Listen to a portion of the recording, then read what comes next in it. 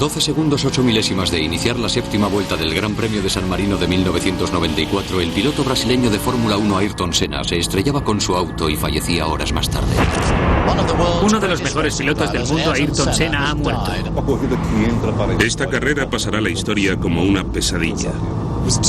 Los médicos no pudieron hacer nada por salvarle la vida. Esta noche el mundo de las carreras estaba conmocionado. ¿Por qué Senna, un triple campeón mundial, repentinamente daba un viraje y se salía de la pista?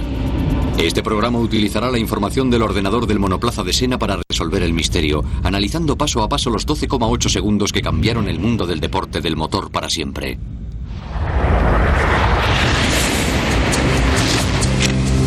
Los desastres no suceden por casualidad. Son el resultado de una secuencia de sucesos o incidentes.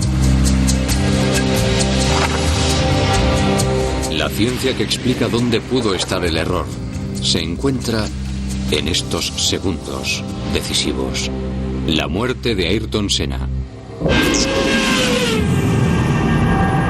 Esta es una reconstrucción de la vista frontal desde el vehículo de Senna al aproximarse a esta última curva a casi 320 km por hora. Pero para llegar a comprender lo que sucedió, tendremos que retrasar el reloj y empezar en el principio de la séptima vuelta. La última de la corta pero brillante vida de Ayrton Senna. Las carreras de coches, la alta competición, es la actividad, quitando la guerra, que más esfuerzo exige por parte de sus participantes, y Ayrton Senna era uno de los mejores profesionales de este campo. Eso es lo que perdimos en Tamburello. Muy pocas personas me conocen. Muy poca gente se da cuenta o entiende lo que significa para un piloto llegar a la Fórmula 1, triunfar a ese nivel. Ayrton Senna era un hombre extraordinario y tenía la suerte de poseer un don magnífico. Su deseo de ganar le permitió llevar una vida desahogada en su querido Brasil. Sobre todo para un deporte donde el desempeño lo es todo y el peligro siempre existe. Su talento y ambición eran legendarios.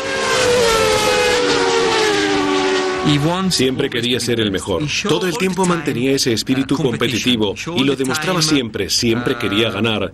Incluso aunque se tratara de ir al aeropuerto con un coche de alquiler, siempre quería llegar el primero.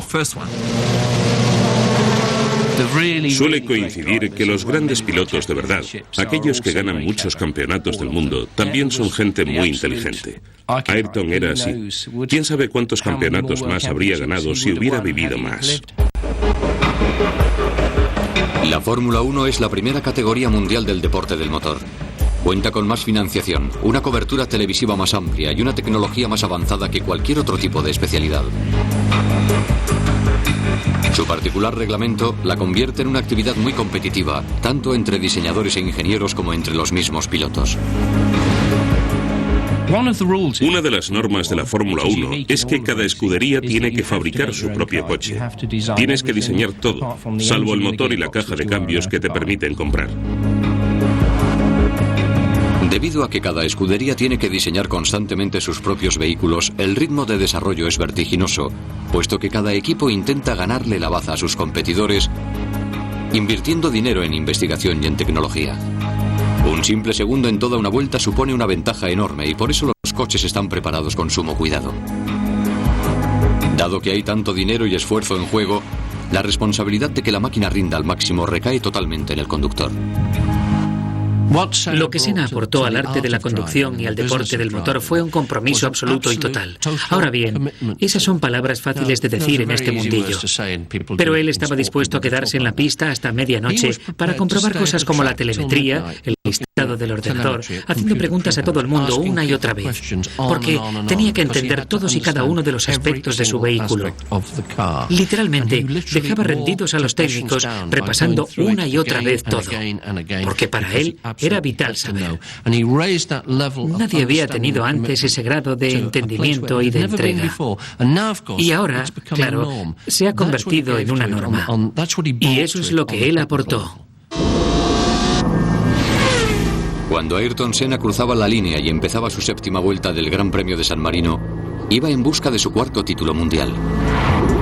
Se encontraba en primera posición, como a menudo sucedía, viajando a una velocidad de 304 km por hora. El ordenador de su Williams FW16 registró el comienzo de una nueva vuelta y empezó a grabar los 12,8 segundos de información que revelarían más tarde la historia de cómo murió. Hace unos cuantos años se tomó la costumbre de medir todo tipo de parámetros en los coches, ya que se buscaba mejorar el conocimiento del funcionamiento de los vehículos para hacerlos más rápidos. Se empezó midiendo solo 2, 3 o 4 parámetros. Se avanzó mucho. En la época del accidente de Senna, se habían fabricado ordenadores muy potentes, con mucha memoria, que podían registrar prácticamente cualquier tipo de información.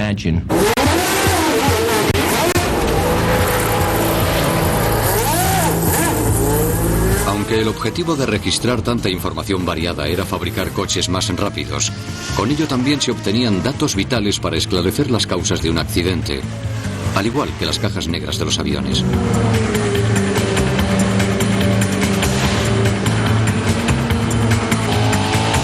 Al aproximarse Senna a la última curva, el ordenador de su monoplaza estaba registrando segundo a segundo una gran cantidad de información. A los 9,1 segundos de iniciar la séptima vuelta, Senna había pisado el acelerador hasta el fondo. Tenía algo que probar. Senna estaba pasando una crisis. Se había ido al equipo Williams porque en teoría tenían el mejor coche y eso le daría su cuarto título mundial. Pero durante esa temporada no había hecho ningún punto. El coche había resultado ser difícil de manejo y lejos de estar ganando todas las carreras que la gente decía que podía ganar, en realidad no había logrado terminar ninguna, por lo que sentía una gran responsabilidad encima. Tenía que triunfar en Imola. Imola, al norte de Italia, es uno de los circuitos más rápidos de la Fórmula 1. En él se celebraba la tercera fase del campeonato de ese año. Al final de una gran recta, se encontraba una curva muy amplia, la famosa y enigmática Tamburello. Un cierto misterio rodea a Tamburello.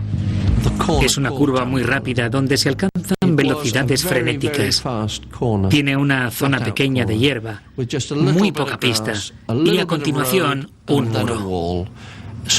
Todos los pilotos sabían que se podía tomar la curva sin ningún tipo de problema, si todo va bien. Pero si por alguna razón algo sale mal, es muy peligrosa porque no hay mucho espacio para salir de ella. Una de las consecuencias del accidente de Senna ha sido un replanteamiento en el trazado de los circuitos de todo el mundo. Tamburello fue rediseñada y convertida en una chicane de izquierda a derecha para obligar a los pilotos a reducir la velocidad. Pero a las 2:17 del domingo 1 de mayo de 1994 seguía siendo la misma curva difícil e implacable que ponía a prueba la propiedad que define por excelencia todo auto de la Fórmula 1: la capacidad de agarre en las curvas a velocidades extremas.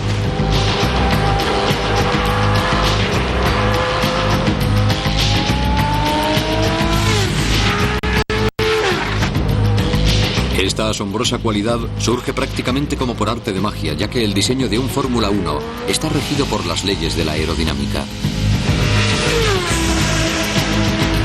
Por extraño que parezca, una máquina como esta no es tanto un coche como un avión que vuela boca abajo muy próximo al suelo.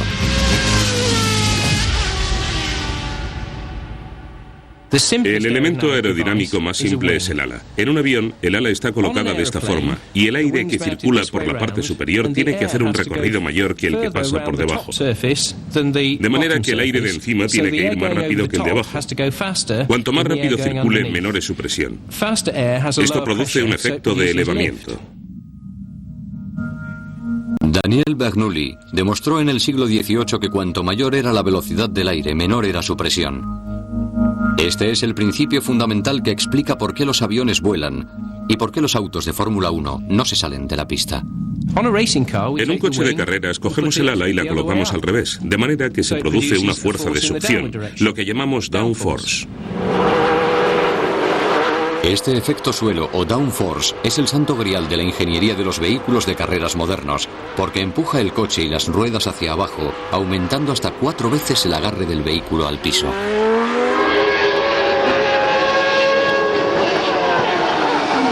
Cuando un coche entra en una curva, la tendencia es a seguir recto. Es una ley natural de la física y la única fuerza que impide que el coche salga volando de la pista es el agarre de los neumáticos al piso. Un auto que tuviera 4 veces que batea fuera y 4 veces el mismo efecto suelo. Esta fuerza de succión es la que le permite a un Fórmula 1 tomar una curva como Tamburello a una velocidad vertiginosa, con el motor a casi 14.000 revoluciones por minuto, a unos 320 km por hora. 11,2 segundos después del inicio de la 7ª vuelta, el vehículo se pega al asfalto con una fuerza de succión equivalente a casi 4 veces su peso, generándose un poder de agarre al piso enorme. Igual que la fuerza de la gravedad que siente el piloto de un caza al hacer un giro. Senna sintió esa misma fuerza sobre él. Los sensores del monoplaza indicaban una fuerza de gravedad de 3.62. Si algo fallaba en ese momento, el coche saldría literalmente volando de la pista. En ese preciso momento, a 1,6 segundos antes del impacto, algo falló. La estrella de la Fórmula 1, Michele Alboreto, que falleció en un accidente después de filmar esta entrevista, creía conocer la causa del accidente de Senna. Es una curva muy peligrosa porque si tienes un fallo mecánico, el muro está muy cerca de la zona rápida de la curva. Hablo con conocimiento de causa, porque yo tuve el mismo accidente que Senna, en el mismo sitio, y sé que se puede salir de la curva sin problemas, salvo que tengas un fallo mecánico. Si la causa hubiera sido un fallo mecánico, entonces la responsabilidad por la muerte de uno de los grandes pilotos del automovilismo habría recaído en su escudería. Esta posibilidad conmocionó al mundo de la Fórmula 1. Cuando Ayrton Senna falleció en 1994 durante el Gran Premio de San Marino en el norte de Italia, este deporte multimillonario nunca volvería a ser el mismo. Fue un momento decisivo para el deporte del motor. Me refiero en cuestiones de seguridad. Antes del accidente se daba por sentado que la Fórmula 1 era una actividad peligrosa. El peligro era parte del glamour del deporte. Pero con la pérdida de su superestrella, todo esto cambió. La noticia tuvo grandes repercusiones. Afectó a todas y cada una de las personas que se dedicaban a la Fórmula 1. Tuvo un gran efecto, en concreto, sobre las escuderías en sí, porque si se podía producir un fallo mecánico con semejantes consecuencias, se hacía imperioso determinar sus causas, porque nadie quería que les pasara a ellos también. Era inconcebible que la gente se dejara la vida en un muro. ¿Qué sucedió a 1,6 segundos del impacto? ¿Por qué el mejor conductor del mundo tuvo un accidente tan terriblemente inesperado?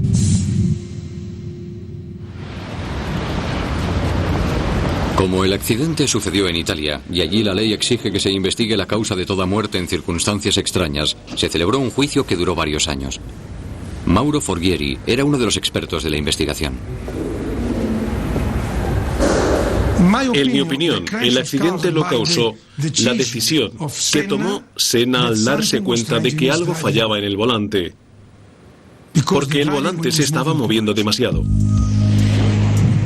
El Williams FW16 de Senna llevaba una minicámara aquí, justo detrás, y a la izquierda de la cabeza del conductor.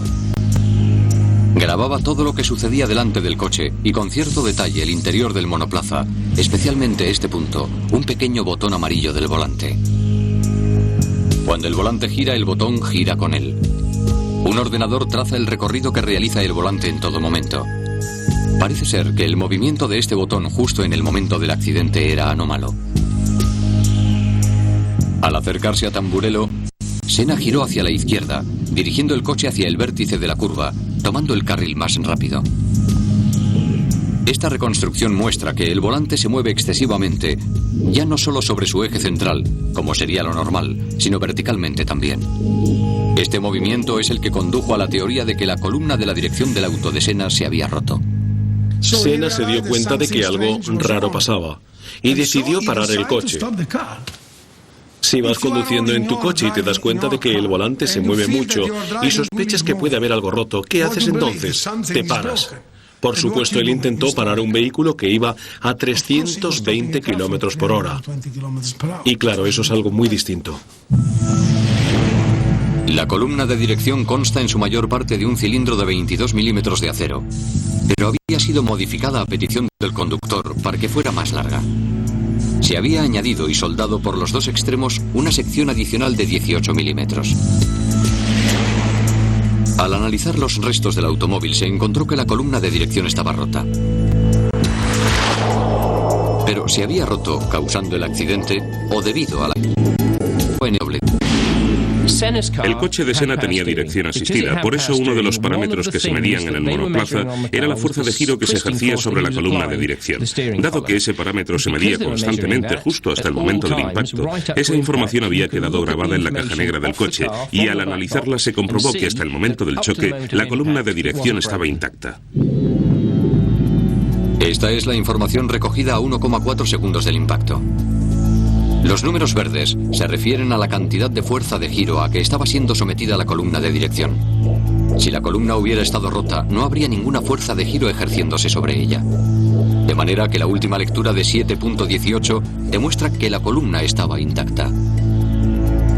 Entonces, ¿por qué el volante de Senna parecía moverse hacia arriba y hacia abajo? Simplemente por motivos de diseño.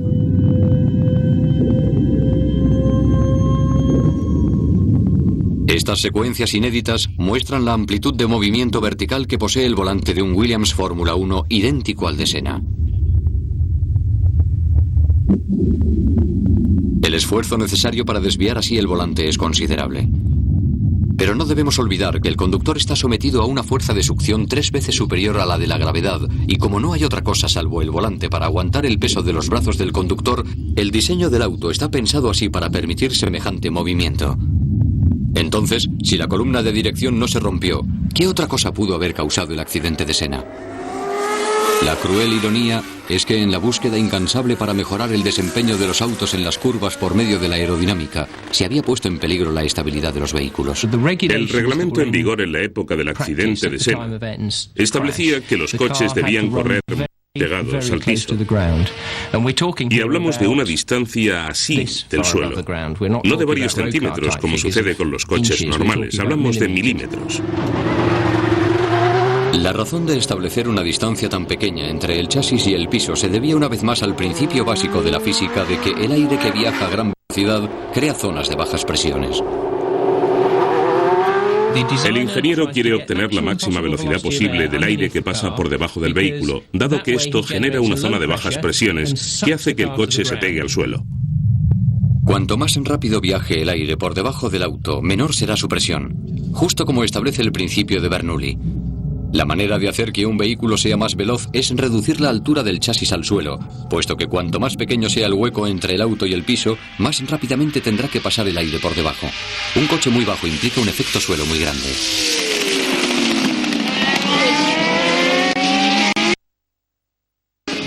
El problema con que nos encontramos es que a medida que se fabrican coches cada vez más bajos, la velocidad aumenta cada vez más y el efecto suelo es cada vez mayor, hasta que llega un momento en que el auto toca el suelo, se detiene la corriente de aire y el vehículo pierde momentáneamente el agarre al piso. Si esto sucede en una curva, el piloto está vendido.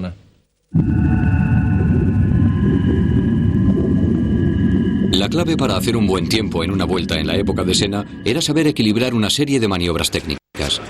La recompensa de lograrlo, hablando en términos automovilísticos, era muy grande.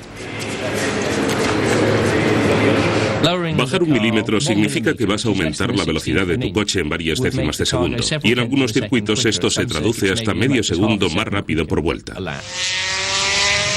De manera que todas las escuderías ponían sus coches a punto hasta el límite. Los hacían tan bajos como fuera posible. Pero si sucedía algo que hiciera descender la altura del auto por debajo de un punto crítico, el piloto podía correr grave peligro.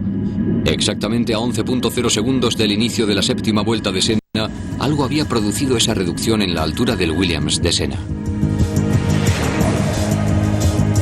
Los televidentes pudieron ver cómo saltaban chispas del auto de Senna, lo que indicaba que el coche estaba tocando el suelo en medio de una de las curvas más rápidas de la Fórmula 1.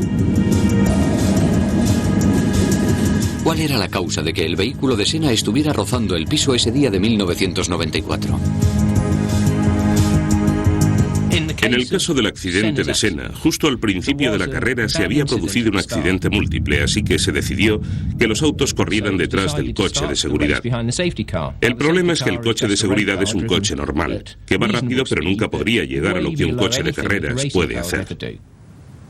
La carrera de Imola era solo la segunda vez que se utilizaba un coche de seguridad en una pista seca durante una competición de Fórmula 1, y el resultado fue un caos total, ya que los autos tuvieron que circular lentísimos detrás de él. Los neumáticos que en una situación normal se habrían calentado se enfriaron y se contrayeron. Al contraerse provocaron que la altura del vehículo cayera por debajo del límite de seguridad. En condiciones normales, en las zonas del piso donde hubiera abombamientos, el coche tocaría ligeramente el suelo. Pero por supuesto, al disminuir la presión de los neumáticos, tal vez en un 25%, la rueda oscilaría en altura hasta 4 o 5 milímetros, y cuando el chasis del auto, que es metálico, da en el suelo, en lugar de producirse el efecto de agarre que te dan los neumáticos, tienes una especie de patín que te hace derrapar. No solo se había suprimido gran parte del efecto suelo al impedir el paso de la corriente de aire debajo del vehículo, ahora este descansaba, durante una milésima de segundo, en el metal del chasis. De repente, el monoplaza de Senna perdió el agarre al piso al tomar la curva. A los 11,2 segundos, la parte trasera del auto patinó. Con una rapidez increíble de reflejos, una décima de segundo más tarde, Ayrton Senna trató de compensar. El morro del vehículo se clavó en el suelo y giró hacia la derecha.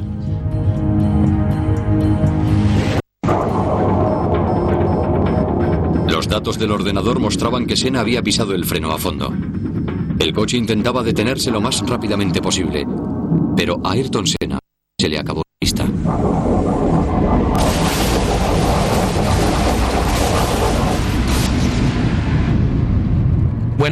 Después de todo, lo realmente trágico del accidente de Ayrton fue que si no hubiera sido por una pequeña cosa, habría podido salir del coche por su propio pie. Pero al estrellarse contra el muro, la rueda delantera quedó atrapada entre este y el chasis al hundirse la suspensión. Y mientras el coche patinaba rozando el muro, la rueda salió disparada a presión y le golpeó en la cabeza. Si no hubiera sido por eso, habría salido ileso. Senna murió justo 4 horas después en el hospital. Al llegar a su Brasil natal, recibió un entierro con todos los honores, como el héroe nacional que era. Multitud de admiradores acudieron a rendir y el país declaró 3 días de luto oficial. La lección aprendida del accidente cambió el deporte del motor profundamente. Sin lugar a dudas, esto ha contribuido a salvar muchas vidas desde entonces.